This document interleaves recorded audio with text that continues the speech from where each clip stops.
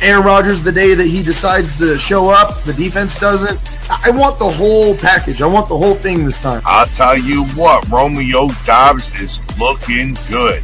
He is going to be wide receiver number 1 by the end of the season. Book it. Dillon are going to be part of this. They're going to get a lot of catches this year. They're going to get even more. Jones already showed that he can handle a big load of catches. 9 different receivers had 90 or more yards, in the 7 games that Devontae was out. He stuck with this team for so long. He said he wants to retire here. Why not just let it be? I mean... Hey everybody, this is Gerhard de Beer, former Green Bay Packer offensive lineman, and you're watching Frozen Tundra Network with Bill the Packer fan and Packer owner Nick.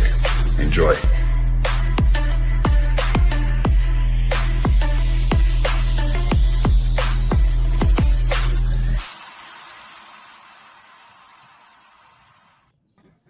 What's going on, everybody? Welcome to the Frozen Tundra Network podcast. What's up?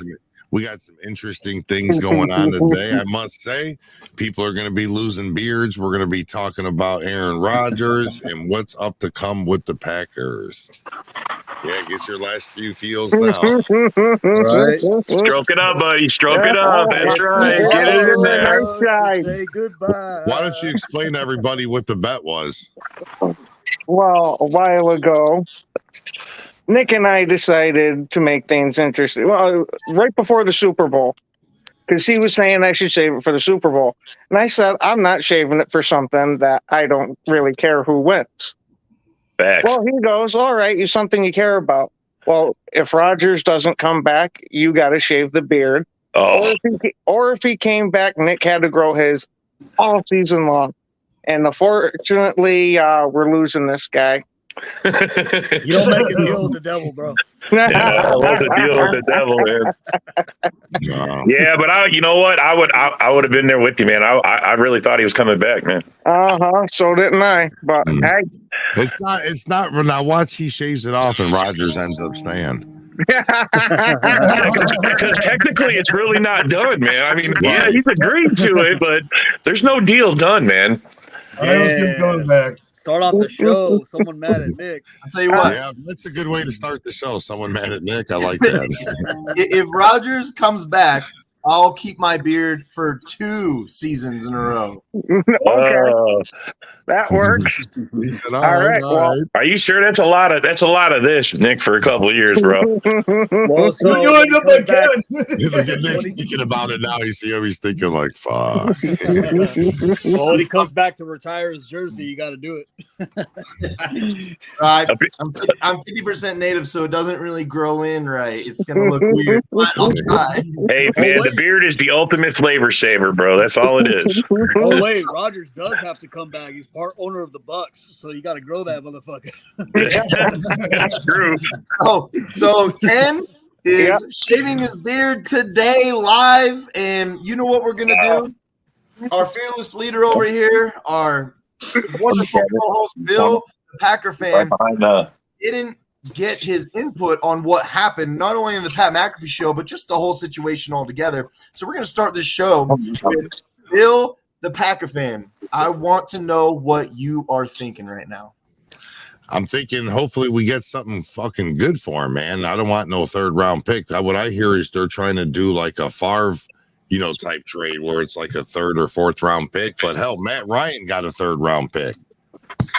So I think that both sides are going to have to finally agree to disagree, and both are going to have to walk away not being happy and get a trade done. That's what's going to happen. That's when you know that it was a good trade, when both sides walk away not happy. Look at, he's getting ready for that beard.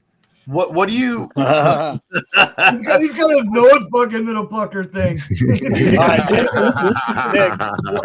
What do you think about the things that Aaron Rodgers said on Pat McAfee's show about Green Bay and the management? And I think a lot of things were watered down in a lie, because if you were to watch the whole video, you would actually have caught him in a lie.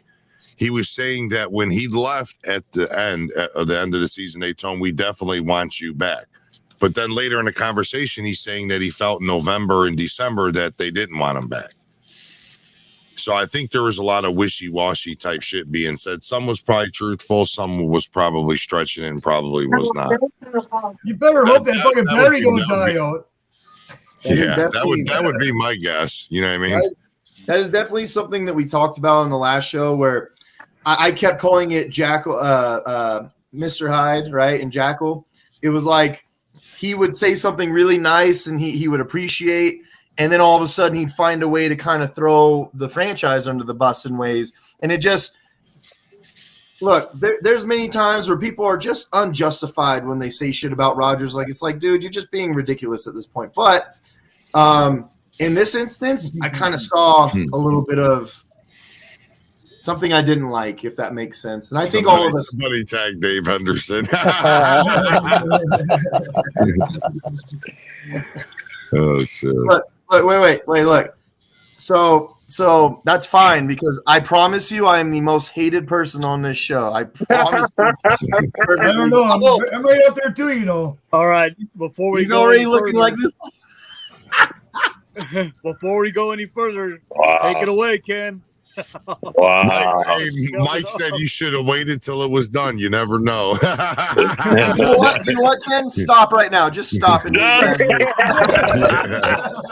Hey, cut half of it He's off. committed now, bro. Hey, cut half it off. One thing I want to say real quick in the intro that we're going to change. We're going to have a different intro. I'm glad I was wearing my Jordan Love jersey when I talked about what I needed from Rodgers because, God. So Nick, what's your thoughts on all this moving shit around and whatnot with Rodgers? What do you think? I mean, what do you think? I mean, what do you think about Jordan Love? Is he going to be a good quarterback or what? I think, or at least a good game manager. Well, look, Matt LaFleur is going to the way that he schemes his offense. It's a lot like Kyle Shanahan's. He's going to put him in positions where Jordan Love doesn't have to be the shotgun hero like Aaron Rodgers is. You know what I mean? He's not going to have to do everything with just his arm. So we have two great running backs. We have a competent offensive line. We have a great defense if they're going to show up this time like they did the second half of the season last year. We have pieces where this could really work out, and Jordan Love can develop. He can have a year where let's do a lot of play action. Let's run the ball because that's what we wanted all year. How many times, you guys, how many times, everybody on this panel, did you sit there and go, I'm pretty sure Rodgers audibled out of that play, but we should have ran the ball right there, right?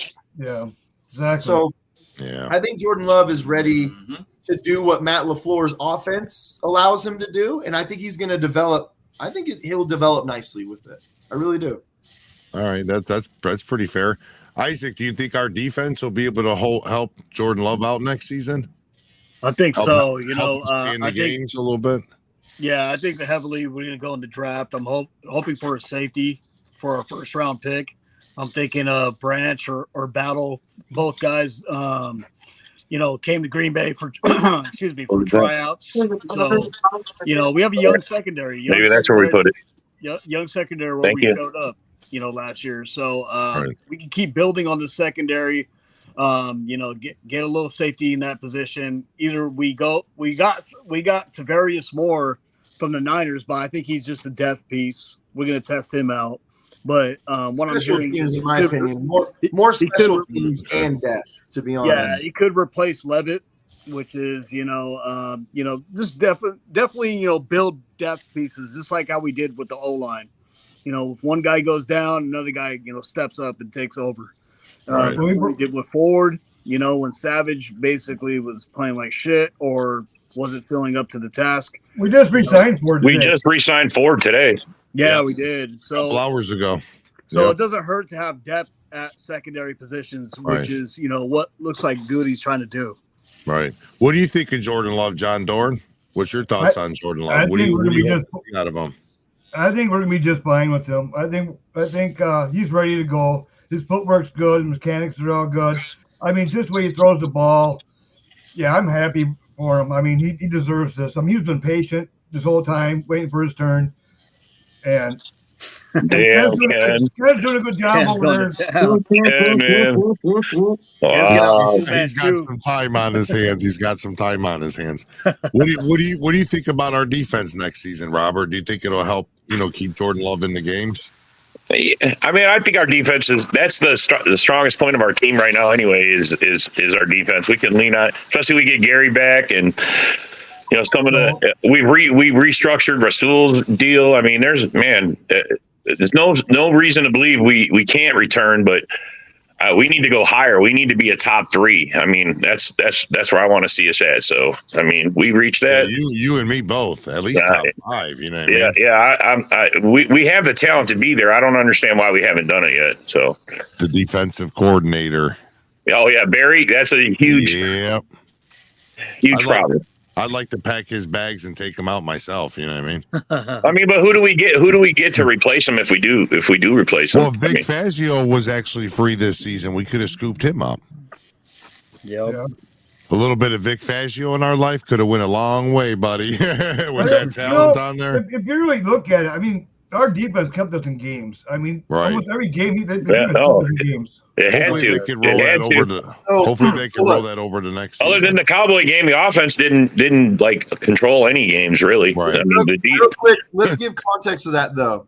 As much as they did keep us in a lot of games, they also completely fell apart in many games that we should have won. In the beginning of the season, yes. Especially. 100%. Game where we couldn't stop. Like, man, but Jerry Alexander got took for that first down in that Washington game when we needed to stop. Bro, there was games where the defense really kind of fucked us. Now, like you guys are saying, the first half of the season, that's where I'm getting at.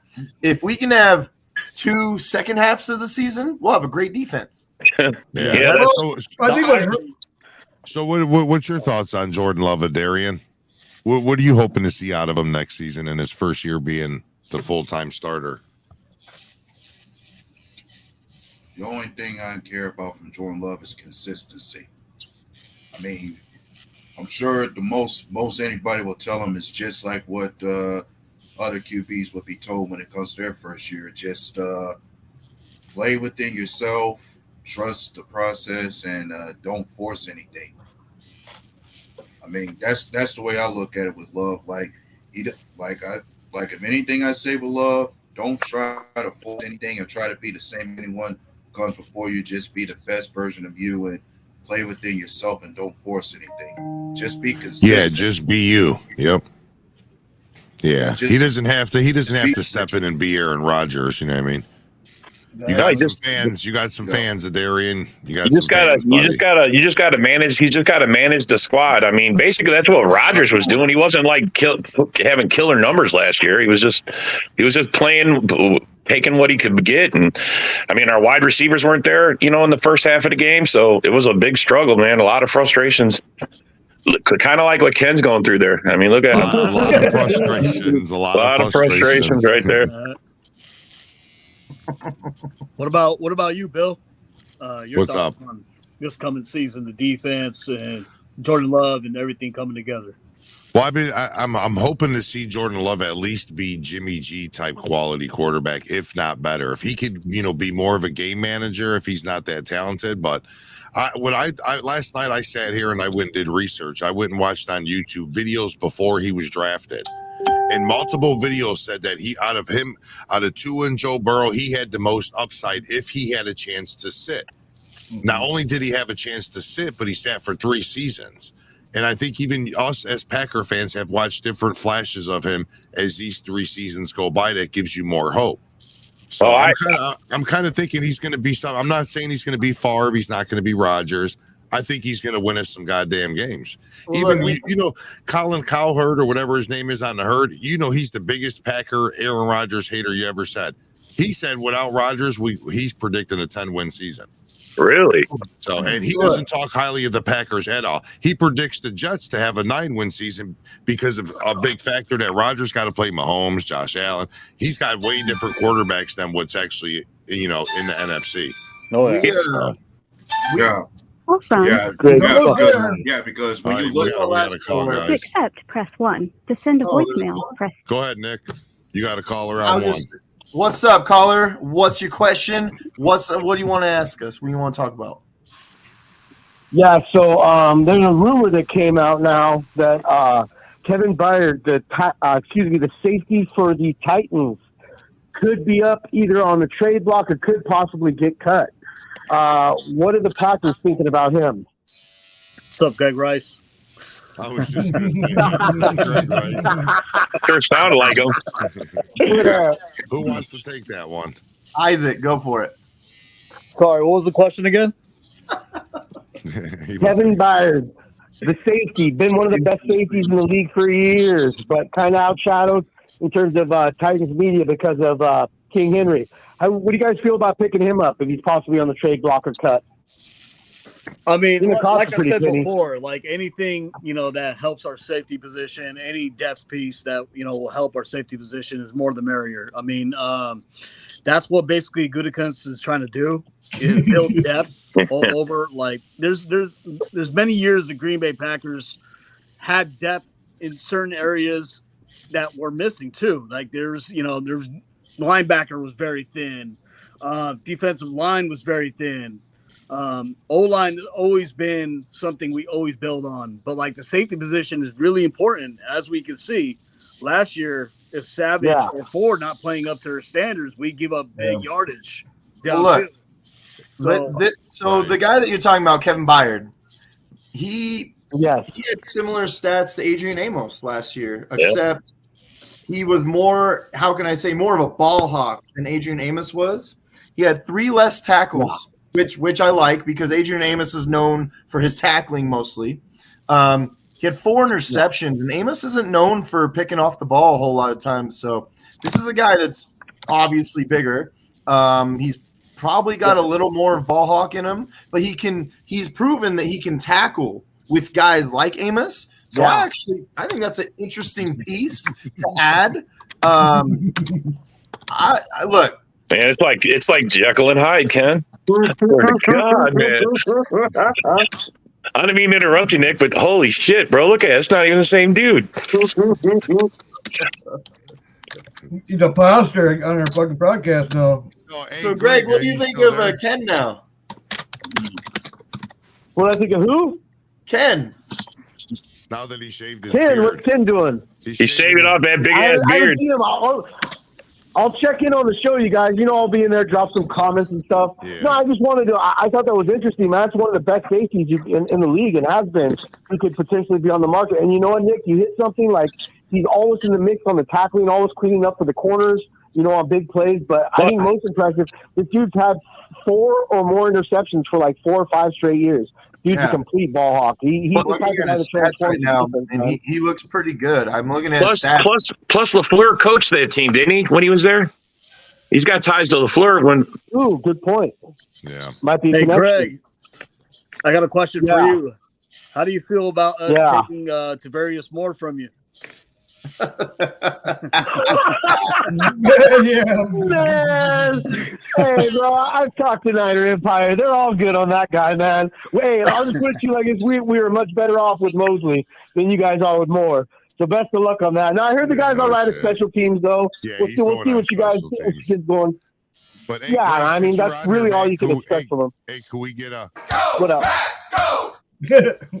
Oh, man, I could give you a 31 other team chance, or I'd say 30 other team chance, excluding the Bears, that I do before I'd ever say that. Excluding the Bears. Hey, speaking of the Bears. He's got standards. Speaking of the Bears, your other team, the Lions. No, I wouldn't say the Bears. Look, you guys, I hate the Bears more than the Packers. And it's not necessarily the franchise, it's just the fan base, man. Look, they're essentially an 85 season away from being the Chicago Lions. And that Chicago Lions. Hey, Greg. That's awesome. I disagree with this. I disagree with this. Hold on, Isaac. Give me 1 second. I disagree with this. I'd much rather Kincaid go watch his tape. I feel like Kincaid is much more ready to make an impact than Meyer is right now. I just do. Go ahead. Baby Gronk. You don't want Baby Gronk? I think Ken's chin hairs would disagree. Hey, Greg, you still on the line? Absolutely. So your other team poached David Montgomery. How do you feel about that? I'm going to be real with you. Isaac, look, man, we all Packers and Lions fans, we share this mutual thing. Look, Jamal Williams is something special in terms of charisma, his leadership, vocal leadership. Energetic, man, gives the best sound bites, the best interviews. dude does it all, man, and I love him for that. You know, He carried your run game last year, the whole season. He went on the record and said that. Well, the yeah, Detroit and Lions I give him kudos for that, and he stays healthy. I'll give him all that, man. But let's be real here, you guys. You know, all bias bullshit aside, David Montgomery is a better backer. I'm not saying he's great or elite. I was just on a show a couple weeks ago. I'm not even trying to say that David Montgomery is top 10, maybe top 20 in the league, but it's definitely an improvement, you guys. And him mixed with Swift, God, if Swift could ever just stay healthy, man, that's a great running back room right there. Can I counter real quick to that? With this. Yeah. Let me counter to that real quick. The reason why, and I don't think this is just an opinion. This is not an absolute, obviously. Okay. And at this point, to be honest, I'm kind of splitting hairs. But for argument's sake, in two ways than one. I actually don't think it's an improvement to your overall roster getting rid of Jamal Williams and getting David Montgomery. And the only reason why is because you already have Swift, who, if he stays healthy, can do everything that David Montgomery does. Exactly. Whereas David Montgomery and Swift cannot do what Jamal Williams does. The big bowling ball that punches that shit down your throat. Like, they're not going to do what Jamal Williams can do. So I actually think the Saints in this exchange are extremely smart for getting – they have Alvin Kamara now and Jamal Williams. That's going to be a nasty duo, man. Yeah, you're right. Yeah, no, for It's sure. going to be a nice one, too. Kamara's going to be out for 6 games, Nick. But on a side note, let's be real here. Like I said, I'm not trying to homer it up or make bias, but has Montgomery ever ran behind an offensive line as good as the Lions? You know what I'm saying? If we gave Jamal Williams his best year, at worst case scenario, Nick, the way I look at it is, if this doesn't, it's a lateral move. And with that, I can agree on you. If it is an upgrade, it might not be much. But I'm going to give him the benefit of the doubt that, look, man, he's ran behind his Division II O-line most of his pro career. I think he'll really have a chance to shine with us. So you guys are going to get rid of Swift, is what you're saying. No, that's what you're saying. That's what he's saying right now. That's exactly what he's saying right now. They're playing. They're talking about Montgomery taking over and leaving Swift out of it because they don't trust that Swift will stay healthy. I'm telling you, that's exactly what that is.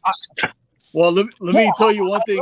I love Swift when he's on the field. He's electric, man. But health is an issue, you guys. And I mean, I'm telling you, man. When your running back cannot stay healthy, like availability is always as just important as ability. You know what I'm saying? Yeah. Right. So, are you going to miss them 17 touchdowns, though? Yeah, exactly. Exactly. Look, I'm going to put it to you like this, you guys. Absolutely. But I'm going to put it to you like this, you guys. I think 12 of those touchdowns were from 2 yards or within the goal line. That's why the bowling ball that crams it down your throat when you need them to. Like, you're not going to have that with Montgomery and Swift. You're not going to. Not only that, I mean, he's not only a workhorse, but he's a guy. He's a locker room guy. He's a guy that has positive energy. No, I get all that. I'm all for that. And Montgomery is like the complete opposite, man. He's not running, being a water boy for golf. I believe that's Poindexter, right? We can't have no minors on this group. Hey, you were a kid when you put up that little baby face, man. You really got a baby face, bro. I fucking told you, dude. That's funny. Now you look like 20 years as soon as I shave. Hey, now, like, dude. Hey, we're not supposed to have minors on here, Bill. No minors, Bill. I'm gonna jump off the phone and I'm gonna check out the video, you guys. Hey, God bless, man. I'll leave some comments. Take it. Right on, Greg. Thanks for being. I'm telling you, man. That's the Lion fan base getting rid of Swift. That they don't trust the Swift. That's what that is, bro. Bill, what were you saying? What's up? What were you saying? Oh, I was just telling Greg so when he rewatches this to let him know I hung up on him a little early. Oops. No, I was just saying thanks for coming on. Nick, we didn't even get your opinion on what's going on this season. What's going on, Nick? We didn't get your opinion, man. What the fuck? What do you mean? What's going on? On the defense. What do you think of Jordan Love, everything. I'm gonna say that I'm positively optimistic about the Ford re-signing And the only reason why is because you said something about that the other day. You didn't think we should re-sign him. I watched him get torched pretty fucking bad a few times, and it kind of gave me a bad feeling. Especially in the Dolphins game. The Dolphins game, that was his fault solely on terrible missed tackles. Why we got behind so fast. I think he's fast. I think he's a fast guy. I think he's a ball hawk, but I don't think he's a great tackler. I he's a bit challenged at times when the ball is going deep. I think our cornerbacks are so good that maybe it alleviates some of his deficiencies, but that's basing it off of one rookie season. So I know it's like that's what I'm saying. It's his second season. I mean, if you ain't got the defense down by your second year, you're a pro, man. Get to kick rocks. I'm probably being overly dramatic with my take on that. That's just what I saw during the season. So I definitely don't want to go back to Savage. I'd rather Savage play nickel in some sort of capacity. You know what I mean? Hybrid. I'd like to see Rasul and Savage, see what they can do with that. I don't know. I'm optimistic about the Ford re-signing. So other than that, though, getting Rashawn Gary back, we have Preston Smith, who once again showed us he can get it done. He's very like a few games he doesn't do anything, but then a few games he kicks ass. I think getting rid of Dean Lowry. It's funny that the Vikings fans are like, "Oh, we weren't bringing him back anyways, dude. No, we weren't coming back, dude. He almost got cut last season, dude. He skated by one more. Wyatt's gonna have a lot more time now. No, you got to let the rookie shine. They really played out. Yeah, per Bill's point though, last season he almost did get cut, but he started to kind of show that we shouldn't cut him there was a good portion of the last season, the previous one, where he did play pretty well, but then at the end, it was like, okay, he sucks again. And this whole up and down, he's up and down. It seems this whole last season, he was a terrible. light switch guy. Yeah. So light switch guy, and he can't even, and he's no good for us against the run. No. Yeah, and Devontae Wyatt, as bad as he was most of the beginning of the season, I'll say most of the season. At the very end, there. Sure, seeing that he was actually turning it up. He was like he found the learning curve that So get Lowry out of there because we got some guy. It was a Viking desperate move because they lost Tomlinson, but then Devontae Wyatt had limited snaps at the start of the season. Yeah, exactly. Yeah, but you're right. They lost Tomlinson, and I'm not joking. There's a lot of Vikings fans that I see sitting there going, Tomlinson was clearly better than Lowry, and we got rid of Tomlinson and got Lowry. Like, why? That's funny. Another thing that happened, the Bears got Tanyan. As much as we really loved Tanyan before the injury, I'm sorry, but he came back, and I just kind of went, this is not the same guy. He was slower. And he just wasn't the same. His blocking was up, and plus he was not slower. Yeah. Well, here, I mean – go ahead, Darian. That's a test. I'm saying that's a testament to the story. It's a statement I normally tell people. Not many players come back the same after any bad injuries like that. I mean, look at his touchdowns after he tore his ACL. Well, before and after, man, when he tore his ACL, he had one good year, and that's about it, man. And you know what? Let's be honest. 11 touchdowns is phenomenal for a tight end, but that 586 yards on 52 receptions. That is not phenomenal for all that says is he's the goal line guy. He was our goal line tight end, basically. That was with Aaron Rodgers. Now it's going to be with Justin Fields. That's a whole different. Yeah. And let's be honest, is Justin Fields really going to be throwing to Tanyan a whole lot? They have Cole Kmet. That's what he was their whole offense, Kmet. He was like all their touchdowns. I don't understand why they. So here's going to go two tight ends everywhere. Here's what's happening, you guys. And look, I'll let you guys rebuttal and tell me if you think I'm wrong. But here's exactly what's happening. Because they're such a run-heavy team, and their quarterback is such a shitty passer. He was like he found them. They're getting their Mercedes Lewis to block on the edge while they have Cole Kmet go out for the passes, right? They have their guy because Robert Tanyan, if he's anything, he's a good blocker. He really is. So he's not going there to catch passes. He's going there to block, and then block. Right. And going to teach them our offense. Yeah. You see that every time, and it never happens. It's going to be a whole different offense now, though. Yeah, No, it doesn't matter if they know the offense. You watch enough tape, everybody knows the offense, bro. I mean, that's not it. Well, go ahead, made a Isaac. good point. I want Isaac to go, and then we're going to get to Babyface Ken and how he feels, and then we're going to go right to Dorn and then Darian. Go ahead, Isaac. Well, Bill made a good point because Aaron Rodgers, as we know throughout his career, he doesn't really target tight ends that much. I mean, for Tanyan to get the touchdowns that he did, that's really awesome for a tight end. Like for years, well, the only one that you could probably like put up there as far as tight end goes with Aaron Rodgers' career with Green Bay was Jermichael Finley, and then his career, sadly ended with a neck injury. But yeah, Rodgers really targets wide receivers, and then obviously Aaron Jones throughout his years, and then even Eddie Lacy when he dumped out on the flats with him, or Starks. But that throughout his career, Rodgers wasn't known to keep on throwing to a tight end. So could that change? Just to be clear, just for context, there was that year where Tanyan had the 11 touchdowns. He had 55 receptions. The most receptions that Jermichael Finley ever had was 61. So he still doesn't look to his tight end to save his ass. He's never done it, even though Jermichael Finley had 767 yards, and that's great, and 8 touchdowns. That's a great season for a tight end. Even though he did do that, my point is Rodgers still doesn't throw the ball to the tight end that much. Yeah, he's very picky who he throws the ball to, period. Yeah. Like What if did he's Devontae upset with you, Adams he's have going to like? ignore if you're wide open. That's what you should be off about, right? Devontae Adams had like 120 something receptions one year. And we actually do have a Viking fan coming on here shortly, so put your seatbelt on, buddy. It's like when he went to Watson, he dropped that first one in the first game. He's going right back to him again, but he did. This show is called the Frozen Tundra Network, not the Viking Network. Right. So Devontae Adams, he had 123 receptions. That was the most he had. And baby face. So yeah, let's get to Ken. How are you feeling, Ken? What are you thinking right now? It was at this moment that he knew he fucked up.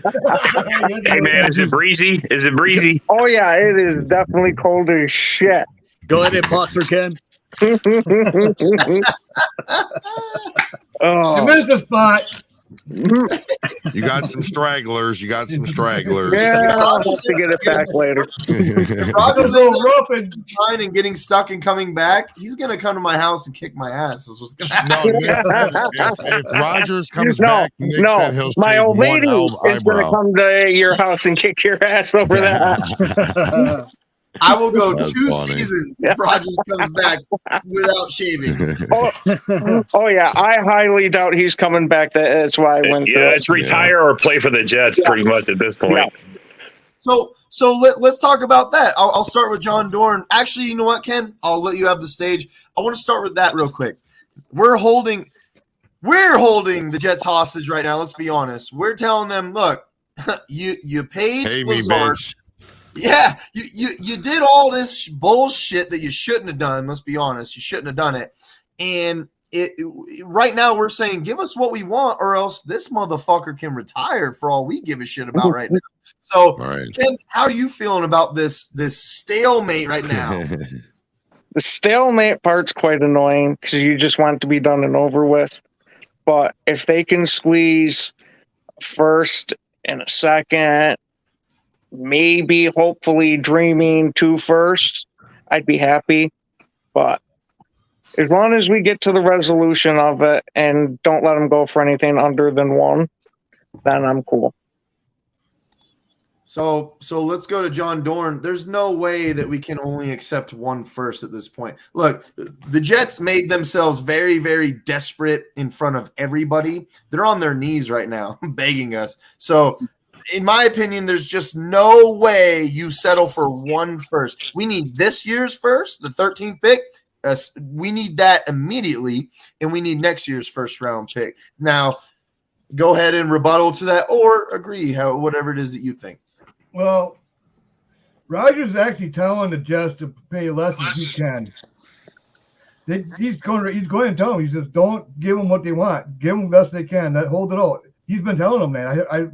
I've seen like different couple places already. So I go on Jets. I go on YouTube and go on Jet stuff and everything. And they already came out. There's a couple guys that came out and said that Rodgers is telling Woods not to go. Don't give the farm to the fucking get him. Just play his game.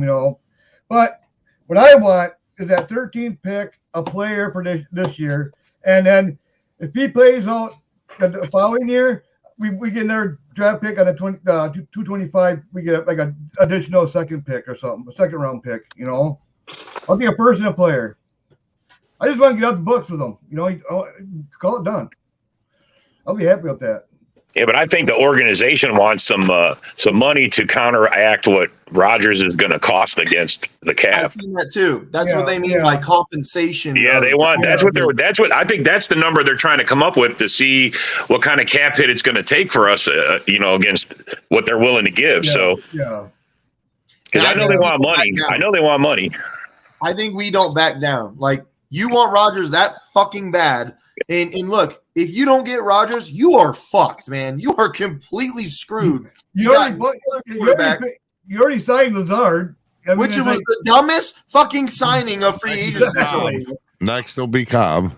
He was totally overpaid. That was way too much to give Lazard. Way too much money. Yeah, for 4 years, $10 million a year. That's insane, man. 22 million guaranteed. Damn. That's $11 million a year. Well, he could out of the guaranteed money. I don't care about it so much as the whole. I mean, it's astronomical. He wasn't worth that playing for us. He certainly didn't act like a one for us. Oh hell no! I think we offered an excellent blocker, but he played like a poor man's two. Like, most experts are saying he's a 3 or a 4. I mean, come on, man. 3 or 4, but what I will say is I think he's a lower end. Bro, with all them drops, he's a 3 or a 4. 3s and 4s drop shit. He's not supposed to be doing that as a 1 or a 2. I'm going to take Torrey over his job. In the Lions game, I keep seeing Rodgers hit him right on the fucking button on 3rd and 8, and he just goes right here. And he just drops it right in front of him. That's a 3 or a 4. Hey, we got leverage when Jets don't want to go back to Starbucks, boy. They certainly. Well, bro, they had chances to get these other quarterbacks, for example, like Gardner Minshew. You could have probably picked up Heineke. They could have got Heineke. They could have got Garoppolo. They could have had their choice of these guys. Derek Carr. They're losing every moment that goes by. They're losing and losing and losing. So we're gaining and gaining and gaining. Exactly. We are gaining and gaining. We're not in no rush to move them, really, to be truthful with you. Past June is June 2nd, right? I believe past June 2nd. June 1st, we save a whole bunch more money. Yeah, but I want to know if we got a draft pick for this year's draft, bro. If we wait till then, we're not gonna. Yeah, we're gonna miss out on this draft. That's what we're gonna miss out on this draft. That could be a good sign now. Right. That's more leverage, isn't it? Isn't that I think it'll be done in a week or two. I think in about a week or two it'll be done. It needs to get done ASAP. They need to give us the 13th pick. That's the first part of it. The whole thing. Absolutely. I want a player. I want one of their wide receivers, bro. I want one of their wide receivers. I'll take more. I'll take more. I want the younger guy. I want the guy that's got the upside. Garrett Wilson is younger. He was a rookie last year. Yeah, but I want them. They got another guy. Who's the other guy? Their third guy. Davis.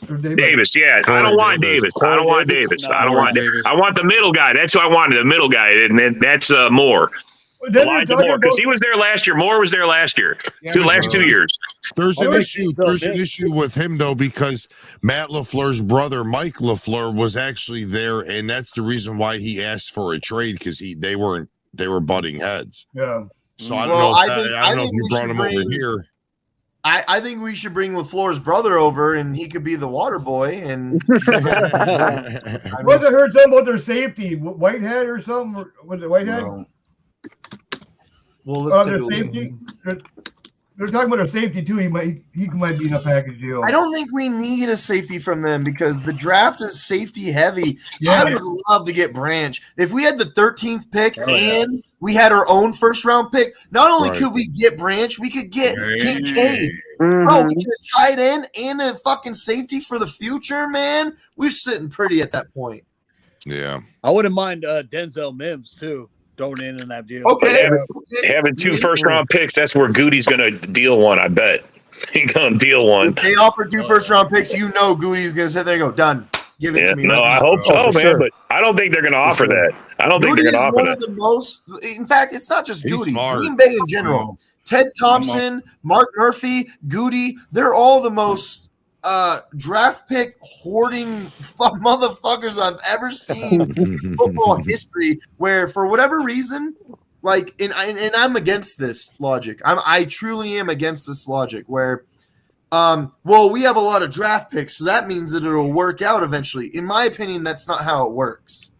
I don't like that, but that's how Green Bay has been doing it for many years. I mean, right now we got 10, and we get more picks from Rodgers deal. Holy shit, we could be 11 or 12. You know what I mean? Well, that just gives them a chance to play around with it and move up and move down. Because that's when they start targeting players in the draft, and they start, well, we need to get here to get this guy. Right. You know, that's what they use that for. That's where they're really good at. They're like snipers. We need to get this guy, so they make a move with all the draft picks they got to get to that spot to get their guy. Like if we get their 13th pick, if we get their 13th pick, we can actually trade out our 15th pick. You know what I mean? Get a couple 2 picks and so you know. So real quick, Dorn, you're talking about Jordan Whitehead, who's not even a starter for the Jets. So I don't see that being a feasible option. I just seen that he was a safety and he could be in the mix. That's what I read. So we got Greg on the show. Welcome, Greg. What's up, buddy? What's up, gentlemen? Living the dream. What is you called us earlier? I did. want to know what you think about what we're talking about right now. In terms of compensation? So look, Green Bay clearly has all the leverage right now. You cannot back down right now. You have to tell the Jets you're desperate. You know you need a quarterback. You don't have a quarterback. We have the quarterback that you want. Give us what we're asking for, or else fuck yourself, right? Yeah, I think the Jets really I think before it was kind of even because I think Rodgers could have pulled the "we'll all just retire if you don't trade me." But now that they let Mike White go, it's like you can't look at Zach Wilson and take this situation seriously. I think the ball is technically partially in the Packers' court right now. I think the biggest hang up right now is compensation, you guys. It's and just looking at this from an outside view, it's what you guys think you deserve, what Jets fans think that they need to give up, you know. And I'm in a few AFC divisional Facebook groups and stuff, and man, they don't want to give up much, to be honest with you. They certainly don't want to come off that 13th pick, man. And looking at it and just analyzing it from their point of view, if they're able to get Rodgers and keep that 13th pick, because they're essentially a quarterback and left tackle away. If you guys have seen this Jets roster, I mean, if they pick those 2 things up, I'll just say they're a top 4 team in the NFL. Where in the world is that a trade even possible? Why would we not want that 13th? No, but I'm saying from their end, they don't want to have to give that up. But that's just ludicrous to think you're not going to give up that 13th to get Aaron Rodgers to play on your team. Look, I agree, Ken. I agree. You know, a left tackle is something they could wiggle up for or try to make something happen. I think essentially now they've got to get something done. And like I said, letting Mike White walk was probably the worst thing they could have done. So in terms of overall compensation, I think it's easily to say that Aaron Rodgers, at least a first and 2 day 2 picks, or a first, a day 2 pick, and conditional day 3 pick. They should have me fucking negotiate this fucker. I'll give you Bakhtiari and Rodgers. You give the first, second, and third this year, the first, second, and third next year, and we're done. I want their best pass rusher. How about that?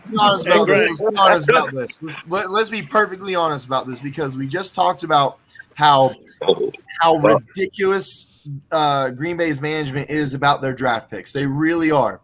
There is no fucking way that there is a trade that doesn't involve that 13th pick. There just isn't. I agree. Yeah, that's what I'm saying. There's no way, bro. I don't care what Jet fans want. Yeah, everybody in a perfect world, we want this, but I mean, and you got to look at it from Green Bay's perspective too. Like, if you were to make a trade and not get that 13th pick, there's a chance you guys might not get a pick till the last pick in the first round next year.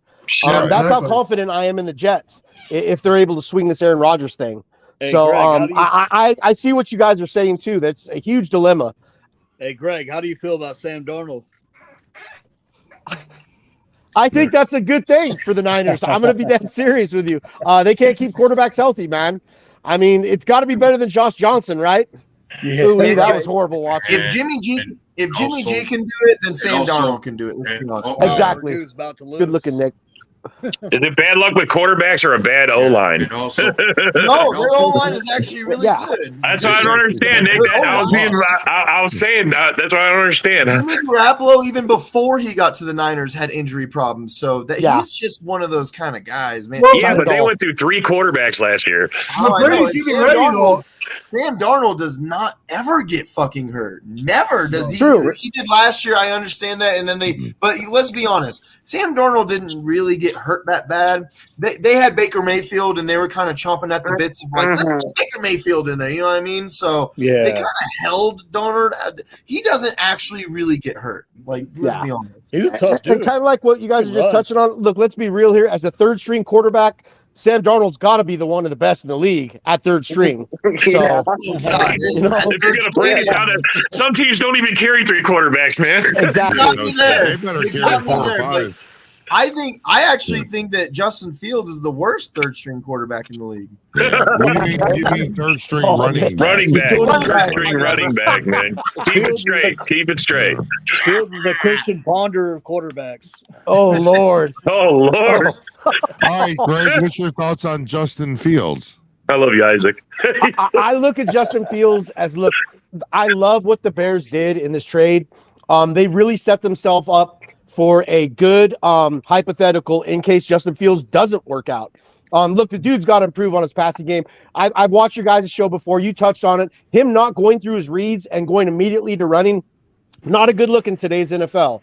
I understand he only had Claypool and Mooney, which are 2 and 3s on most teams. He's got DJ Moore now. He's got some weapons to cook with. And, they grabbed Nate Davis. Starting to get there, yeah. Yeah, they grabbed Nate Davis, who's a decent guard. So I think the excuse is done this year. If he's not able to put up some at least decent, admirable passing stats, the Bears are in a great situation to package up those 2 picks and grab a quarterback next year. I want to use the word comparable because it has to compare to decent quarterbacks in this league. If you're not hitting somewhere in the middle of this pack at this point, I'm sorry, but you're just not the guy at this point. Yeah, it's the third year. It's the third year. Third year, yeah.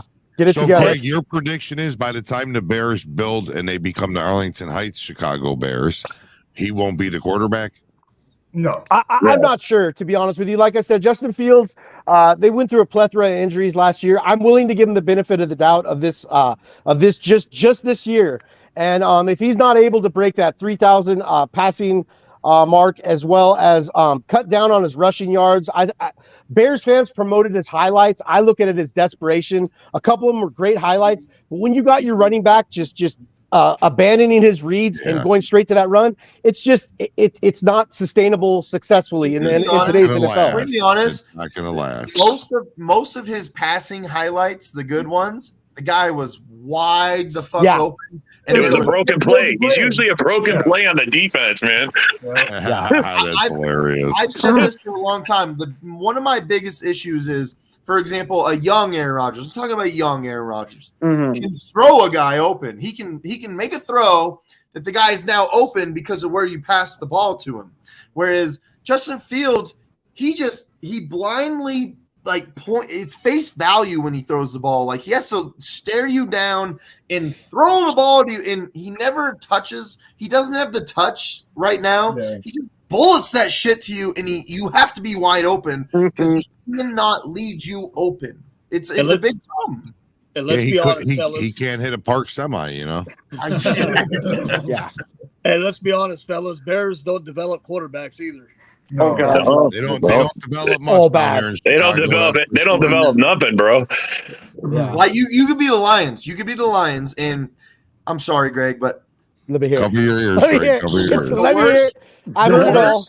In the Super Bowl era, the worst franchise in history. Okay, when it definitely. comes to success, and even they know how to develop a quarterback of some sort. We at least got one underneath our belt. I look at the Bears and the Jets as possibly the longest franchises without any sort of quarterback development. Yeah, but one thing about it, I mean, what the Lions, they're still the same old Lions. I knew it was coming, John. Even the Vikings know how to develop a quarterback, but the problem is the Vikings don't know how to surround the quarterback for the means of winning, like the entire success. But the Lions know how to develop a quarterback. The Packers definitely know how to develop quarterbacks, and the Vikings know how to develop a quarterback. The Bears have never done it, and you're looking at a guy that is not developing. He's not a good passer. He has very many flaws. One thing I can say about the Bears. Hey, Jamez, welcome. I got a quick question for you. I've been dying to ask you, bro. Justina Fields better hope PJ Walker don't take his goddamn job. Hey, Jamez, I've been having a question that people are commenting in to ask you. So, how are you going to beat the Philadelphia Eagles next year to try to get to the Super Bowl? You got to go through them first. So, what are you going to do? Shit, I haven't come up with I haven't come up with that plan yet. I haven't come up with that plan yet, but I know I got my plan how we gonna get through the North though. Hey, Jamez, did the Vikings disappoint you so much you became a Niners fan? I see a little red on your boy. Wait a minute. That's disrespectful, man. Is Jamez saying that so disrespectful? Is Jamez saying the That's way hilarious, the way to the Super Bowl is by a cornerback that is a third string cornerback on most teams and Dean Lowry? That's your way to the Super Bowl? Listen here, Nick. That was a depth signing. Okay, we had Green Bay trash. What about the tight end? Why do you guys like our trash so much? Explain that one. The tight end for the Ravens that almost got cut last year and can't catch a ball. Nick, we know that Green Bay knows how to develop players, bro. We know that there's some people on the Green Bay's bench that could be starters, bro. We know this. But we don't let them go till they're done, till we use them up. That's what happens. Hey, you talking about Dean Lowry? Hey, talking about Dean Lowry? Hey, Jamez, I got a question. I ain't gonna be laughing when he's putting Jessica Love on I the will back. be laughing when he cannot tackle nobody on our team. He is terrible, bro. Hey, watch him get his hands on Aaron Jones and Jessica Hey, we don't Love. have no old ass quarterback back there next year either, man. Wait. Let me ask Jamez another question. I know that you claim that I cursed Breland, right? You did. Did I also curse Darius Smith? Is that what happened? No, you didn't curse him. Green Bay fans were just right about his punk ass. Hey, Jamez, Serious, man. He's an emotional dude, man. I got a question for you. Is this the 15th? Is this the 15th year your Vikings fans are going to talk about Irv Smith? Oh God! Hell, no, I want him gone. Look at him here. God, they were pumping that guy up all last year. Oh my God! I want him crazy. I want to give Russell a second. Thank you for being on, Jamez and Russell and Greg. Thank you guys. I want to give Russell a second real quick to give his piece as well, because we're going to go to Jamez a lot. We're going to go to Greg a lot. We're going to go to Russell. I want Russell to start his piece now. How you feeling, Russell? My beef, it's St. Patrick's Day, man. This is as close as I'm going to get to green. This is the shirt from my church. That's right.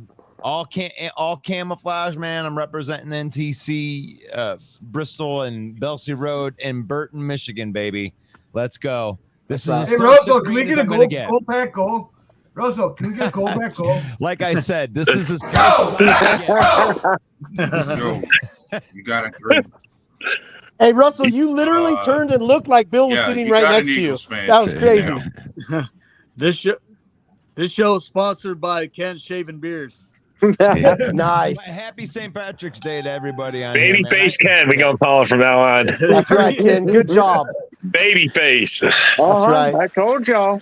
Ken lost a bet, so he had to shave off a big beard. Hey, you know, Bill, we're gonna have to shave someone every other episode now. You've been on every single Packer show that I've been on, and I didn't even recognize you, bro, dude. It looks great, dude. That's a good. We got a minor in our group now. Yeah, we got to check his identification. Hey, you get Aaron Rodgers to shave like you, Ken. You might get those draft picks you guys want, man. Take 10 years off. I'm just saying. Charge you for that green. If that's what it takes, I might do it for him. Yeah, that's right. I like it. That's little funny. Peach Crown Royal for my celebration tonight. There we go. Nice. I was drinking Jack. I got to get another one. Hey, what you laughing over there for, Jamez?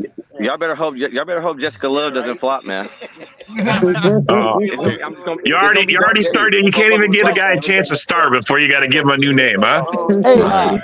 I'm just saying. You know, I hate Green Bay. So for the Vikings' sake, I'm hoping he's Hundley 2.0. I'm not gonna lie to y'all, bro. If he's good, I'm gonna give him his props. Look, we're all allowed one mistake. We're all allowed one Hundley. That's it. We're all allowed one Hundley. We used ours up, bro. I got a question for you guys. Your defense. I mean, I feel like you guys are assuming that Love is just going to be great. I mean, are you guys sure that he's going to be great? I don't know if he's going to be great or not.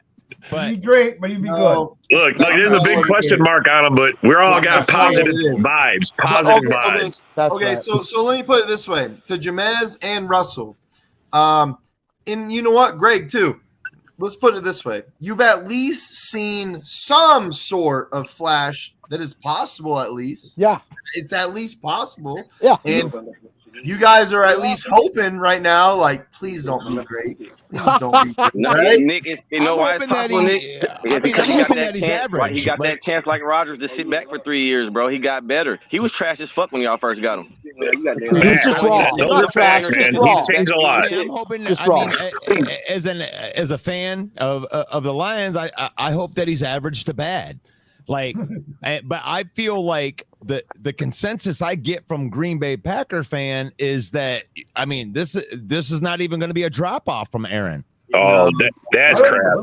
There's going to be something, man. It's basically a rookie quarterback starting in his fourth season. I mean, he's a rookie, bro. I mean, he ain't even played an hour. He ain't even played 60 minutes of real football. Growing pains, but I think you'll still run that offense pretty darn good. Yeah. And let's be real here. Look, we know Rodgers takes control of that offense. I think LaFleur gives himself a chance to actually really run this offense. Yeah, we're going to find out if he's the loser like Skull always says, because LaFleur is going to have to shine this year. He's going to have to lead this kid. And he can. LaFleur might be on the line this year. I am not saying that Jordan Love will be a loser. Actually, this is the scenario that I dreaded the most from Green Bay Packer. Because me too. I would rather face Rodgers, because if Rodgers was still there, we would kick your ass twice again. There ain't nothing you can do about it. Russ, are you sure about that, bro? You can only beat him at his downtime. That's the only time you can beat him. Hey, well, I mean, he hasn't done anything. Don't talk about Rodgers on this show. I'm still drinking. Yeah, but it's true, man. If Rodgers was the Rodgers of old, he would have handled business this year. We wouldn't have lost twice to the Lions. That wasn't the Rodgers of old last year. That was the Rodgers we've never seen before. He was terrible. Well, it was the Rodgers. That was one of his worst years he's had. 17, and then all of a sudden, after the game over, then it's not Rodgers of old. Then it was old, washed up Rodgers. But you guys were on a winning streak going into that game, and you guys had some pretty big chests. Hey, but Russell, pumping up those chests on the way into that game.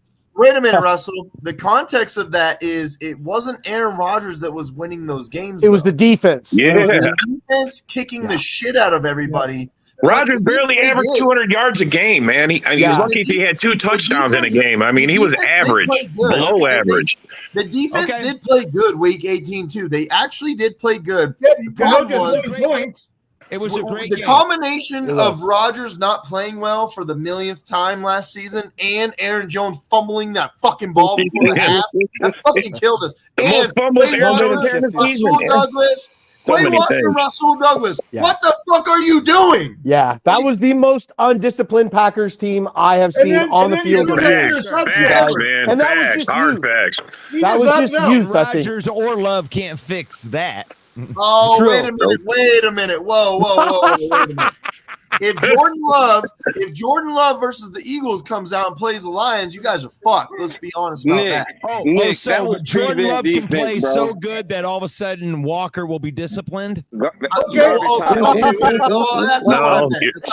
Nick, That's not what I meant. You guys that was more watching. You guys are thinking. You Lions fans are thinking. That's not what I meant, Russell. That's not what I meant. My friend, that's what you commented to. That's what I brought up, and you I'm commented. talking about the play of our quarterback. That's what I'm commenting on. I get you, Nick, you really need Quay to stop. Walker and Russell Douglas I do thought that we were talking shit about against, discipline. we're going to lose again. Obviously. Oh, okay. That's bullshit. Y'all should have cut Douglas, bro. Jamez. For sure, Douglas should have got cut. What? What? No. If Rasul Douglas got cut, He's my man. fucking signed him with their dumbasses. The Bears probably was gonna grab him, but Are you trolling or are you being serious? Like, come on, man. Hey Nick, that motherfucker gets away with more hoes than Bakhtiari. What? And he plays. Rasul Douglas is pretty damn good. Let's be honest. Like, wait. Here's one of the beauties of Green Bay. Let's be honest about this, or not just Green Bay in general, but Goot. He gets a guy from a practice squad from the Raiders and the Arizona Cardinals. He gets a guy, bro. Campbell too, bro. I'm just gonna see if you're actually good or not. And all of a sudden, they put him on his own island for a whole season because both of our cornerbacks got hurt. And this motherfucker flourished. So then we give him a contract. It wasn't a huge contract. It was a pretty decent contract though. Last year, second half of the season, when Stokes got hurt and he was on those crutches, Rasul Douglas once again gets put on an island. And Rasul Douglas showed up every fucking game, bro. Every game. I like Rasul Douglas. That's why we re-signed him and restructured him. And I've never seen a man get more. I've never seen a man get more lucky interceptions in my life. Stop it! He had the most interceptions in the fourth quarter of any cornerback in the league last year. He had a lot of penalties too, bro. He did. He had a lot of penalties. He had a lot of penalties. That was early. That was the first half of the game, our season. I agree. Go ahead, Ada. Fellas, I was gonna say we have an Eagles fan on here we ain't heard nothing from yet. Yeah, fly Eagles fly. Right. Your name is Rebecca. If I'm, well, I think you're on mute. I think she's muted. Yeah, she's muted. Let's be honest, and we can all be honest. And your name's Rebecca, though. You're gonna say what you. We have the toughest quarterback in the NFC currently. What? I would say that Jalen Hurts might be the best quarterback better than in the anybody in the NFC. Any quarterback right now in the NFC, Jalen Hurts is better than. Last year, based on last year, I'd agree. I'm telling you, the best quarterback in the NFC as far as the NFC goes, as of right now, you said Jalen Hurts is the best quarterback. Toughest quarterback has ever been in football. You said tougher, not better. In the NFC, who can beat him? He's not. Wait a minute. Hold on. Pause. Hold on. Bring it on me. Yeah, bring it on me. So you think he's going to come out and run all over Jalen Hurts? That's not going to happen. You think Kirk Thuggins is going to come out and run all over him? That's not going to happen. You think Justin Fields is going to do it? That's not going to happen. Listen, Eagles fan that's louder than everybody. You started out the conversation with he's tougher. Okay, my dad was saying tougher. I'm high. Not tougher. I'm high. My bad. He got hurt and didn't play a bunch of games. Not tougher than anybody. He didn't play but 2 games. He missed 2 games the whole season. So is he tougher than the guys that played every game? Absolutely. He's not tougher. He's better. Yeah, I will agree. He is the best quarterback in the NFC. He is the best. So it's something that you could send around with that. Like, do you? Let's send that to John Dorn. John Dorn. I'm not John Dorn. Okay, that's Ben. I'm gonna do my best right here. Okay, there's John. I'm doing my best. I've been drinking a little bit myself. Happy St. Patrick's Day, John Dorn. Do you think that Jalen Hurts is the toughest quarterback? Not to say toughest, but he's the best quarterback in the NFC. Aaron Rodgers played with a broken thumb and ribs, and he still played. Aaron Rodgers. He fucked you up a couple games. No. Every game. Then y'all just get rid of him because y'all ain't want him there no more. Y'all don't want him there no more, right? You don't want him there no more, right? Look, he's a lucky quarterback because he's on a team that went and got him players. They surrounded because he wasn't good when he came in. He wasn't the best when he came in. They put players around him. They went and got Anthony Brown. They put players around him to make him better. Let's be honest. Though. Hurts was the best quarterback in the NFC last year. Yes. I agree. I don't like to mix up the whole like who did you have around you because he did perform. He himself individually did perform. Thank you. Thank you. But here's the problem. lucky fluke season. If we talk about the whole NFL, I mean, No, come on. then he's not. Because then you have that boy. You got life right. Yeah. Burrow. Hey, I appreciate Nick going and actually saying that right there, because he was actually the best quarterback in the NFC last year. He was. And the stats back that up. And honestly, that fourth down play that you guys have, where that's like an unstoppable play, isn't it? Yeah. The rugby push. You mean the Super Bowl where every fourth down he just that was the whole season. That wasn't just a Super Bowl. That was the whole season. Yeah. I admired that about the Super Eagles. Bowl really highlighted how integral that was to their play scheme. And a lot of that was their coach too. Let's be honest. He's a step on the gas, go on your road. Their offensive line is ruthless, man. Yeah. Hey, but that's the thing. If you got an unstoppable play, why not do it? Agreed. Do it until you stop me. Rodgers loud snap. How many times you got people to jump off of that? We never stopped doing Russell, it. my point is, Russell, is I don't like integrating things like that. I do like context like that, but not. I don't put an enormous amount of stock into it, because Hurts still had to make the plays. He still had to throw the ball. Exactly. And I thought that he absolutely was the best quarterback in the NFC, regardless. And this is what I want to say. And we got the two games that he missed. The 2 games that he missed, you could clearly see that without him, their formula was just not together. Yeah. No, you guys lost to the Saints pretty badly with Minshew behind there. I seen that game. That was kind of brutal to watch. The whole offense fell short.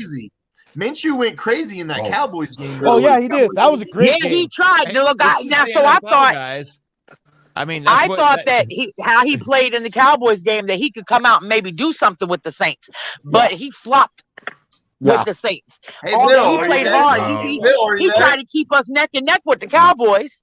Yeah. Well, Minshew ain't your problem anymore. He's with the Colts. He'll be starting maybe 2 to 4 games. But we picked up Marcus Mariota for a year as a good backup. Yeah. Right. He's better than Minshew, and we don't anticipate that Jalen's going to go down. So if he does go down, we got a slight security blanket. That's the mustache. That's the porn stash. Always be known for his mustache more than his play. Who's like a chemistry teacher? Something I want. I'm sorry, but Kurt Baker has something a I want to ask. mustache. Hang on. Hey, get A-Dub in there. Hang on. Bring him up front and center. There you go, brother. This question I wanted to ask for the Eagles diva, as far as I'm sure you've seen what's happening in free agency. Like this ain't a troll job, but I was wondering, how do you account for certain losses you suffered on the defense? Like, there are certain players you guys did lose off the defensive side. How do you account for that? What I'm going to say is that we do have a strong secondary, that can pick up where we have lost. No, he came back. Where we have lost. He ended up coming back. They brought him back? Yeah, it was all hype. It was all hype. It was just to get a big contract. It was just to get people's attention. That's all it was. I was about to say, like, why don't you pay the man? He would beat a diva. No, in all actuality, you guys, is he was actually set to make more money than Jalen Ramsey this year. And essentially what happened with the Eagles is they're like, dude, you're taking a pay cut or you're finding a new team. So he put out all these posts and tweets about where he could potentially be going, and ended up just resettling with the Eagles, which is a good move for him. Finish off his career there. He's back with Bradbury. I don't think Chauncey Gardner-Johnson signed anywhere yet, but they got who is it, Blankenship? They still got a good team, you guys. Wait a minute, Still Greg. a good team. Wait a minute, Greg. Is that a good move for Slay? Because he's worth the amount of money that he's asking for. Is that a good move? Is that a good move for him? Because let's be honest, Darius Slay is He'll be the biggest man. fucking good. Yeah, he's top 20. He's a top 20 CB. I would go. What? Top 15? Top 15-ish. Bradbury's the number one corner there, and I mean, really, they're kind of like a 1A, 1B. Yeah. Bradbury's pretty fucking good, man. They got a good setup there in Philly. But just like Jalen Ramsey, it's always Slay that sets the tone. He's the guy that takes on the best receiver. He's the guy that sets the tone. He's the guy that dances on the fucking field. He's the captain of the secondary. Yeah, I agree, Nick. I agree. I agree on that. I think he's worth the money. So him taking a pay cut? Like, I mean, hey, Come to Green Bay, where we'll give you a pay cut also. Man, you guys got Stokes and Alexander already. You're good, man. Worry about safety, Nick. He wants to go to a place we can win a title. If we have 4 cornerbacks, Hey, we got rid of Rodgers, man. We got just as much shot as anybody. If we have Stokes and we have Rasul Douglas and we have Slay, we're winning championship. I probably could, man. I think you guys are set at corner, though, man. Just got to figure out safety. So Rasul Douglas will play safety, and he might be good there. Actually, I mean, it's a lot harder conversion than a lot of people give it credit for. People like to look at people like Ronnie Lott or Rod Woodson, and they're like, "Oh yeah, you just flip the corner to Micah Hyde." Just flip him from. But not every player can make this transition, you guys. I think Revis tried it late in his career, didn't work. Charles Woodson tried it with the Raiders late in his career with mediocre results. He was okay. Let's be honest. Charles Woodson was actually okay when he did it, though. He wasn't bad. Okay, wasn't bad. He wasn't great. Yeah, I'm just trying to say it's harder to. It's a lot harder than people make it out to be. You know, even if you are a ball hawk, Nick, it's just a different assignment. So. I think Rasul Douglas could actually play. I think he could do the Micah Hyde thing. I really, truly believe that, because when you put him on his own little island by himself and he gets to make his own decisions, this dude whoops ass. He does. You put him in why I love you, Greg? You know why I love you, brother, because you champion players from other teams, and really it goes beyond like rivalries and all that stuff. I love how you champion players from other teams. And hey, you ever get a chance? I love you, brother. Drop in a chat with me and Nick and hear one of my Aaron Rodgers rants. Yeah,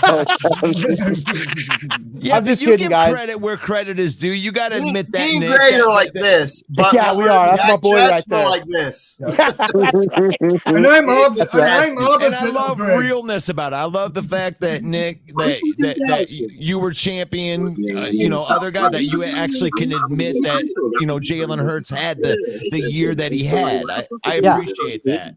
And I'm not going to exonerate his great year because of he had talent around him. Like, to me, Mahomes has had talent around him. There's other guys that had talent around him. If they perform and they do what they got to do, then they need to have their flowers. Yeah, exactly. Agreed. But having talent around them helps them do that, though, Nick. That's what I'm trying to say. But Rob, in all reality, let's be real here. What quarterback hasn't had talent around him and succeeded on a consistent basis? And people that say Brady, that's just not true. He's had a bunch of talent around him. I hate the using him as the anomaly. Brady never had this. Brady never Brady had some good players. Brady's had lots of talent. The guys around him. Brady is the modern all the stuff. Let's be honest. Brady is the modern Troy Aikman. He had so much help. He really dude. The amount of help that he's had. But I'm still gonna give Brady his flowers. He's still the greatest ever because he still had to do what he had to do to win. I'm gonna. He's a good leader, man, on the sidelines. That's what makes him good, bro. Because he's a leader on the sidelines. They still won, but I'm still gonna say Brady still had to be an amazing motherfucking quarterback to win these games. So Brady gets his flowers, man. He's the greatest. He was up and down the sideline, fucking getting his team going. Come on, let's be, Yep. Yeah, you can't get Rodgers sitting on the bench, bitching at his fucking goddamn coach, fucking. Oh, Dorn, get the fuck out of here with you. Fucking out of here. Brady makes the people around him better. People want to play for quarterbacks him. Do. And that's the thing that goes beyond even the position. Yeah. So it doesn't necessarily even have to be a quarterback. I mean, everybody's had those players on their teams that are that guy. That is just like, wow, it's bigger than their position. The intangibles. That's what Jamal Williams did to you guys. Brady's and then they let him go. What the hell is up with that? I mean, I'll just put it to you like this, you guys. Rodgers makes players better too. Oh, absolutely. And there's a bunch of people that want to play with Aaron Rodgers. My problem, though, with those comparisons is Aaron Rodgers never really got the management that you see, like, for example, the Steelers back in the 80s, the Patriots in the 2000s. He just didn't have that. And as much as at the back end of his career, I can admit that Aaron Rodgers should have been able to carry further and done more with a great team that we did have, like the last 3-4 years. Sure. I mean, but home field advantage. But let's talk about the first 10 years of his career. bro, he I could agree really with got you. shafted like really Mhm. bad. Let a lot of players walk. He I agree with you, Nick. I agree with you there, man. You know, Rodgers, it seems like it was kind of just stay in your place. And in my opinion, towards the end here, these last few years, it feels like you guys allowed him way too much leverage at that point and bringing some of these guys back. No knock on Cobb or Mercedes Lewis or you know what I mean? But it's just like those were kind of afterthought moves of guys out of their prime. So I think it was just too little too late. I think in a different dynamic, maybe you guys, especially earlier on, could have been a little bit better off, but it just wasn't in the cards, man. Well, look, if this was 2011, 2012, and 13, etc., all the way to 2016, if we would have put together teams like we did now, defenses that we had now, like you see what I'm saying? Yeah. This would have came to fruition. But the problem was Ted Thompson really, really fucked us early on and did not put together a comparable, I'm going to use the word again, comparable defense that actually compared to other defenses. Yeah. Aaron Rodgers sitting there scoring 28 to 30 points in the playoffs, and we're giving up 40 plus. You know what I mean? Like, you cannot win doing that. I don't care. Tom Brady wouldn't have won doing that. Patrick Mahomes isn't winning doing that. I saw that last year where Patrick Mahomes, your defense is giving up the whole world and you can't win because of it. Everybody can't do that. You have to have a whole team around you, man. I'll agree with you, Nick. And look, man, to go back to Thompson and your other GM moves, I think partially it was you guys were bringing in the talent, but then you wouldn't re-sign them, such as a Micah Hyde, such as a Casey Hayward. I think those were two bad moves that maybe the Packers could have kept on to. Oh, yeah. But, Plus a few bad drafts in there, man, where we totally there were some really bad drafts. I love that you brought that up because Casey Hayward, once we gave him up for no fucking reason, there really wasn't a reason for it. He went on to the Chargers and was a Pro Bowler immediately. Went off over there. And he's still more than serviceable with Atlanta. Micah Hyde still today is amazing at what he does. Yeah. Why? What, dude, Micah Hyde picked off the ball in that Cowboys-Packers game. I remember that. He read the offense immediately, picked that ball off, was one of the biggest plays of the game, other than, Rodgers throwing it to our tight end fucking Cook at the time. That was Thompson, though, letting him go. Bro, I don't know why you would ever let go of these guys when they were actually great for us, but you're keeping Quentin Rollins, you're keeping Demarius Randall. Like, what the fuck are you doing? It happens. It happens, man. Yeah. I look at it like this, you guys. This division's wide open next year. It really is. The Packers, you guys don't get enough credit for your front seven. That front seven, in my opinion, has got to be at least top 8 in the league. I mean, you can just name players off the top of your head and be like, he's productive. Oh, he's a threat. So I think you guys are very much in the mix. I think this whole entire division is completely fluid. It's just, I guess it'll be based on Jordan Love just essentially keeping turnovers down and being able to run LaFleur's offense effectively, which he's got a great supporting cast. Yeah, I agree. So LaFleur is extremely like Kyle Shanahan. Yeah, it's a great coaching tree. As long as you have two great running backs, as long as you have a great play action quarterback, a good offense line. Jordan Love should, and a good offensive line. I think Jordan Love can absolutely game manage his way around his first starting season to make it. Look, I'm expecting around 6 or 7 wins, but I think that's normal. Because the next year, all of a sudden you're looking at, hey, man, do you think we can get 10 wins? And the year after that, you're looking at, hey, man, do you think we can get 12 wins? See what I'm saying? Yeah, for sure. No, for sure. And I mean, I'll just go on the record and say this. If Justin Fields and Jordan Love both stay healthy, I think Jordan Love has more passing yards than Justin Fields. I think if he doesn't, then we're going to look at a problem in Green Bay. I don't think Justin Fields is as good of a passer as Jordan Love is. Neither do I. Truly don't. Actually, Jordan Love has a good deep ball. He does. And not only that, Jordan Love, if you go watch his highlight tape, he's really good on his back foot, like going backwards on his back foot. That's one of like his weird intangibles is he can throw the ball off his back foot. Whereas, I'm sorry, but Justin Fields needs a tunnel vision, wide open guy. Justin Fields is good on his back. He's good on his back.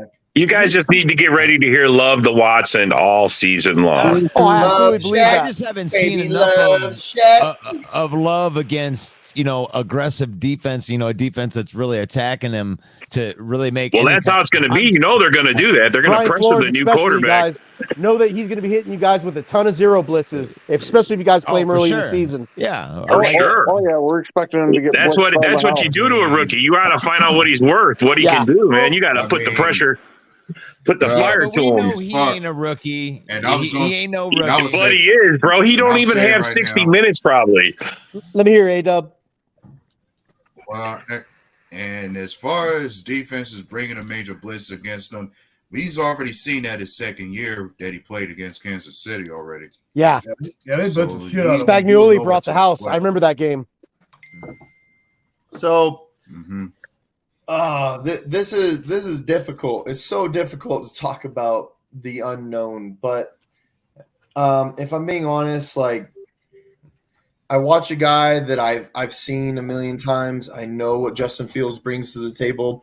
I don't necessarily think that he's got bad arm talent. I don't believe that because I've seen partially where he can make the plays. I just think that the Bears are so incompetent and their scheme is so ridiculous and it doesn't work in like modern NFL days that, for example, the Lions are going to succeed more than the Bears will because they have a Jared Goff who is a complete 100%, in my opinion, better than Kirk Cousins pocket passer. He sits in the pocket very well. He understands when someone gets behind you, move into it.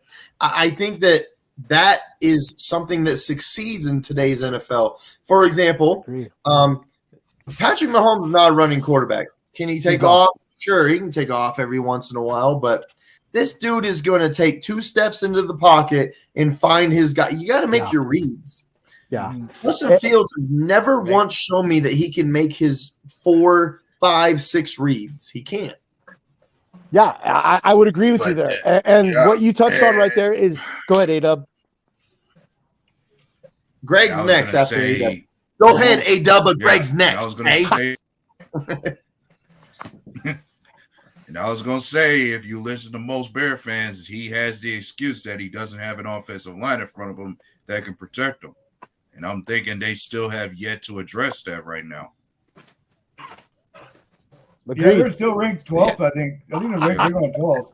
I think when it comes to Fields, you guys, obviously, you guys have touched on your show before. He's got to get through his reads. One thing we got to touch on, too, is his ball security, man. What do you have, like 14 fumbles last year? I think he only lost like 2 or 3 of them. Like his pocket awareness and field awareness has got to get better because all those fumbles, you guys, even if they don't lead to a turnover, psychologically, it completely turns your offense into conservative mode because you're like, whoa, we almost just turned the ball over.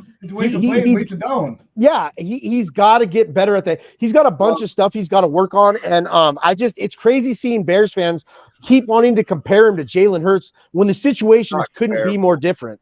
Yeah, I mean, you can't really blame just the offensive line. There are times they didn't have a good offensive line, but a lot of times I think that Justin Fields would just take the run as opposed to throwing it to the open guy a lot of the time just because he wanted to run the ball. I think that he was making that choice when he didn't have to. Yeah, exactly. It seemed like he backed. I mean, he did like a 7-drop back. It was like, what are you going so far back for? You know what I mean? And then you sit there, you'll get sacked right there. It's like, why aren't you getting rid of the ball? You know you're going to get sacked. You throw the ball away. He doesn't do it. Yeah, and that's one thing that hopefully he learns to clean up too. I mean, you guys have seen it plenty of times. Veteran quarterbacks, when a play breaks down, they'll just throw it away. And people shit on our own quarterback, even our own fan base, Goff. But I mean, when a play breaks down, just throw it out of the way. No need in playing hero. If Justin Fields cannot learn this is something that is going to be maybe a question mark coming midway through the season. I do love what the Bears did in the offseason, though, you guys. On paper, it looks great. But this team still has to, like, all these signings and stuff are still going to have to assimilate and gel to Eberfluss's system. And maybe by week 6 they start getting it done, or week 8. But I don't know. We'll see what happens. Oh, nobody wanted to take the reins. Everybody just like took off right there. Like, what the hell? I'll stop talking about Justin Fields, guys. I swear. Yeah. Well, The Bears, I John, promise. John Dorn's running the show now. Fields is garbage. What's up, John? What's happening, man? No, I mean, man. Fields. I mean, he's got this year. Is Yeah. He has no excuses. He has no excuses. This year, do or die. Yeah. This year, it is. You know what? I can defend Justin Fields. I'm an Ohio State fan, so I watched him for 2 years. I watched him throw to Olave and Wilson, and I've seen him make the tight window throws when he is protected. Ohio State is notorious for having very, very good offensive lines. Yeah, exactly. So, I think there is some truth to the fact that he could be an accurate quarterback if you give him the time. There is some truth to that, but in the NFL, to me, I think that he jumps too quick to I'm going to take off and run, and maybe with a guy like DJ Moore, he gets a little more disciplined. But I mean, people say, "Oh, he's not elite." Moore's not really elite. He's not even a top 25 receiver. Yeah, but he's worked with shitty quarterbacks before. Yeah. I mean, I'm not That's saying the one thing he's got, John. He's worked with shitty quarterbacks. He's worked with shitty quarterbacks before. Well, I mean, I just put him above average, over average. You know what I mean? Okay. I debate he's top 20-ish, definitely in top 25. My list at least. I checked it out. Watson was the top of them when I did a couple PFF things. Oh, I believe it. Watson was above them. I was like, I was freaked out on that. I was like, what? Hey, Watson's my breakout player. Go ahead. DJ Moore is easily the best wide receiver on that team now. On that team, though, exactly. Yeah, for sure. So it's like, and I talked about it earlier, Greg, like on one of the main event shows where if you drop an alpha receiver into that room with Claypool and Mooney aren't a 1 and 2, but they are a 2 and 3. So now that Moore's in there, that's a pretty good 1, 2, 3 combo. That's solid. You know what I'm saying? And then Tunyon, you just pick up Tunyon with Matt. That's good. You got good blocking. Got a good cast around him. I love the Foreman pickup. I like the Tunyon pickup. I mean, we got to give Paul some credit, right? I made fun of this guy. I got to give him credit where credit is due. I didn't want to think that he was good, but these moves that he's made are pretty good. Don't you think, John Dorn?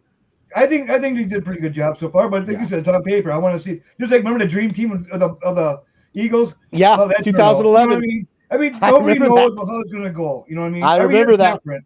Yeah. Every on paper looks great. On the fields where it matters. It's hard to keep consistent every year, like over double-digit wins, double-digit wins. It's hard. As a Lions fan, I cannot relate to that. But as an NFL fan, watching other NFL teams, I know it's tough, man. You see all the great franchises go through. They'll do great, and then they'll have that one down. It's like going 13, and then go to 8. It's like, wow.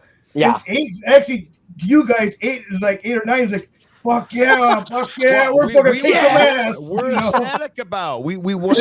We had a winning season. We won 9 games. We love life right now. Since 17, man, it's like. But this is weird as a Lions fan. Our bad year's your good year. Yeah. As a Lions fan, this offseason is weird because there's really no drama for us. Our team just got better. Yeah. We just got better. We signed a couple guys, got better, but really, we're really rolling in with the same damn team. I think Montgomery was a good one, was a good pickup.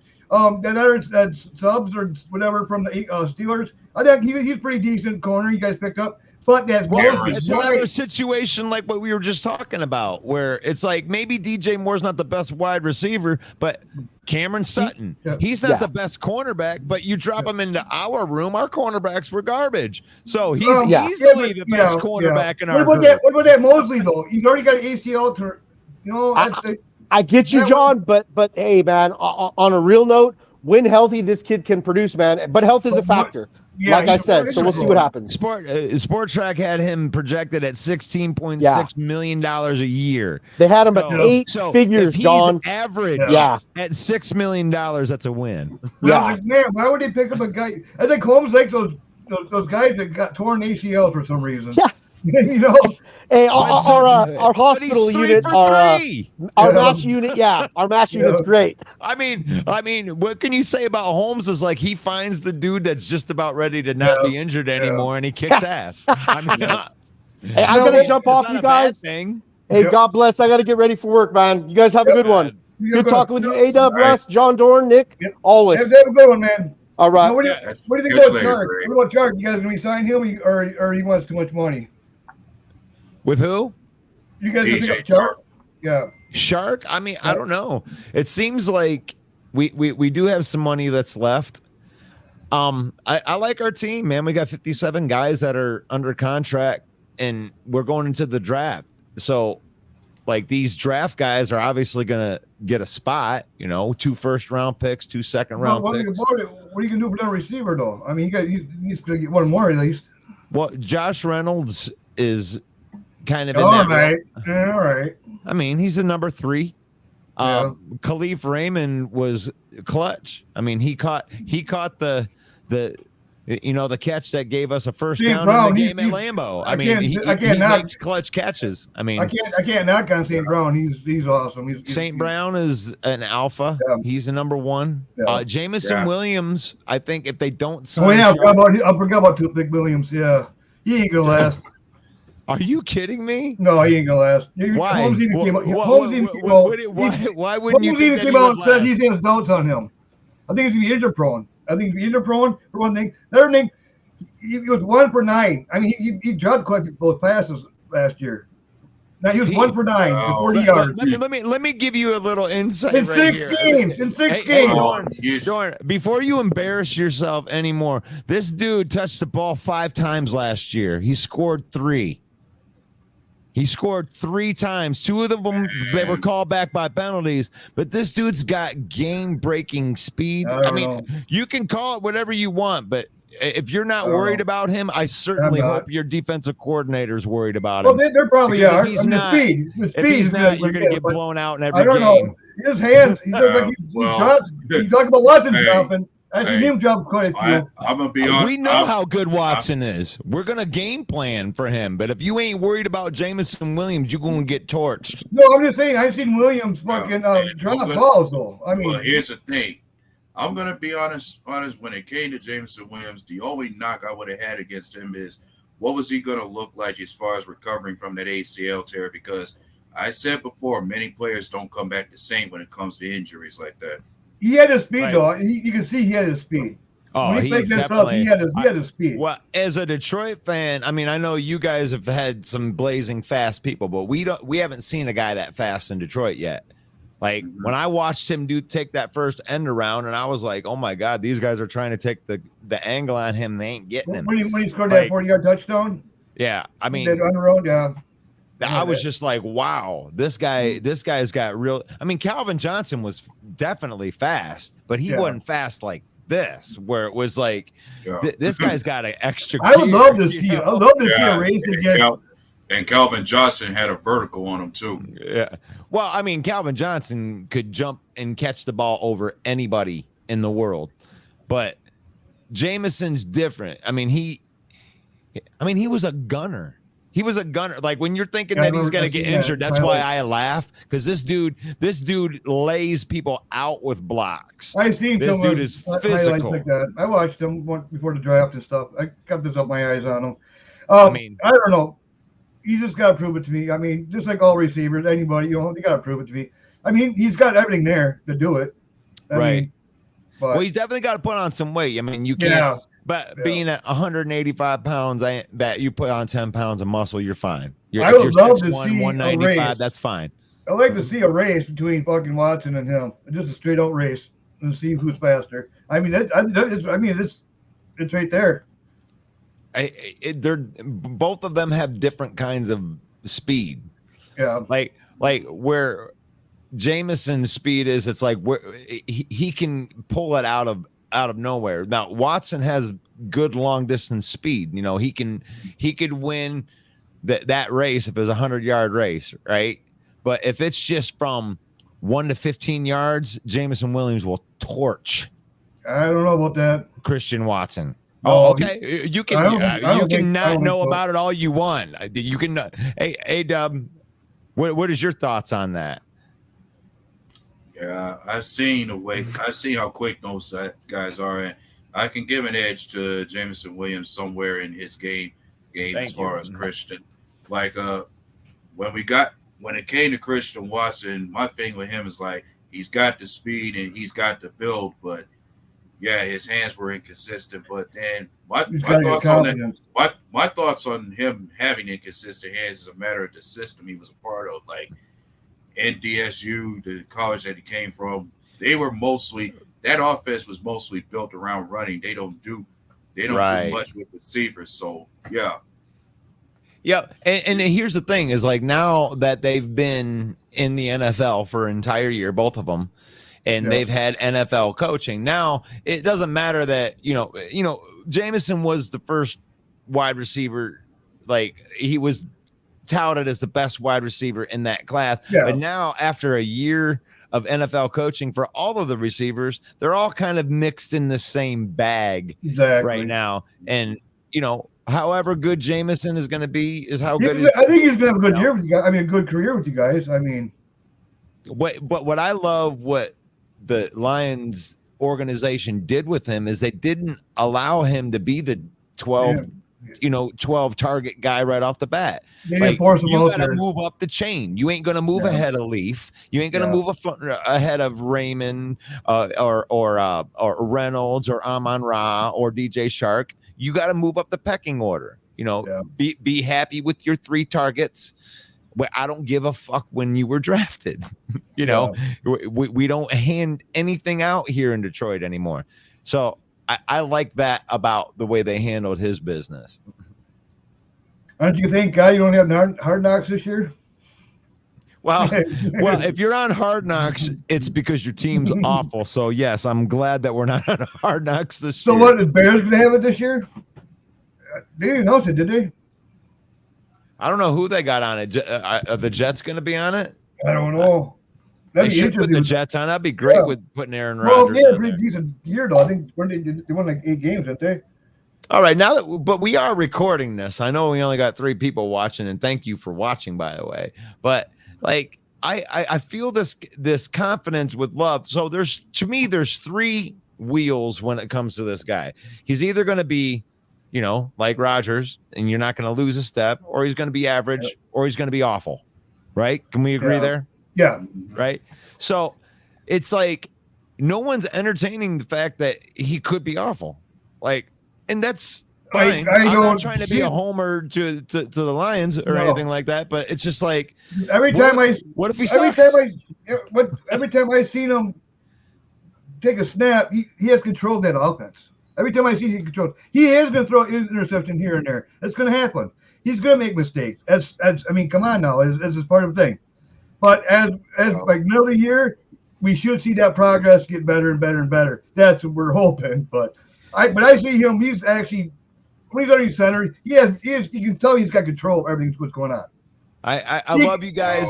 I feel you, and I really feel you. But as a guy that went through like 30 quarterbacks in 5 years, it's like your confidence amazes me. Well, you think about it. He's been on the system for 3 years. I'm gonna be honest. I had said before that I'm not fully behind it. Like I just said that I just need to see consistency from him to where sure. I already know when it comes to your first year being a full-time starter for us, I say he's still on the learning curve as far as he still has ways to go and much more developing to do. There's no more things you got to learn Thank you for of saying that, A-Dub. I appreciate that because I love honesty more than homerism any day of the week. I know that we talk shit.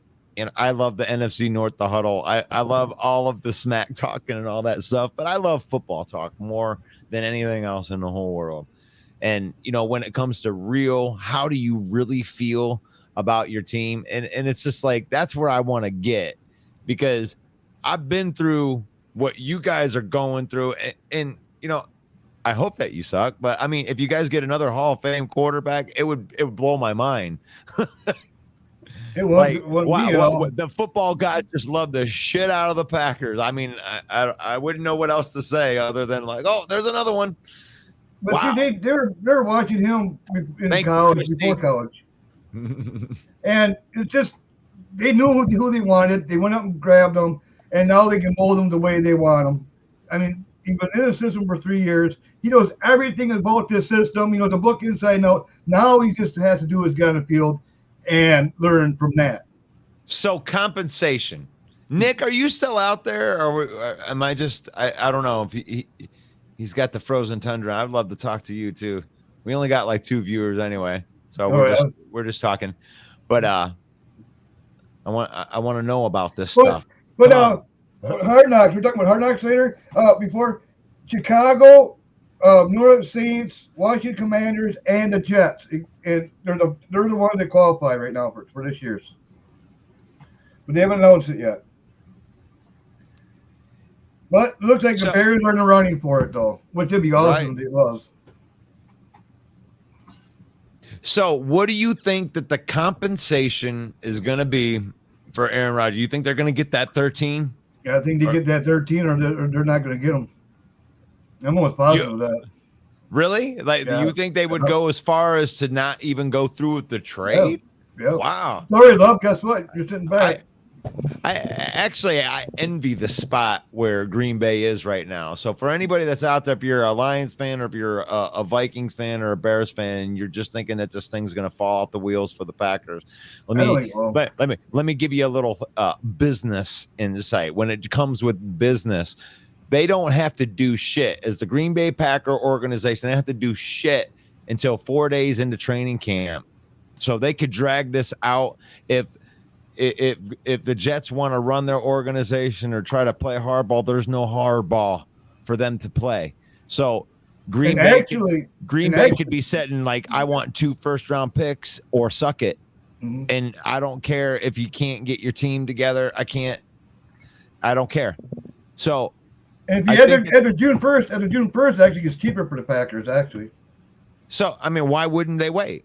Yeah, it's like they want the draft picks, no reason to do the trade beforehand. See, they would like to get the trade done just so they can get the picks, but they don't have to though. But see, I don't know. That's just they want that 13 pick, so if they want that 13, they got to do it before this year's draft. And not next year, more likely they're going to get a first year, but be way in the back. You know what I mean? Because Rodgers is going to make them at least you'd think you could give them at least the playoffs. They'd contend for playoffs. They won 8 games without them. I mean, with shitty fucking, quarterbacks. They got a damn good defense. Considering if Rodgers on that team gives them a legitimate chance to make the playoffs. So, for sure. They almost made the playoffs with like a combination of like Zach Wilson and White. My point of view, I mean, come on. I would just say just get that one fucking the 13th pick and call it good, Mm-hmm. But then part of me would think for them to put all that money behind signing Allen Lazard, that doesn't leave enough room for many in that wide receiver.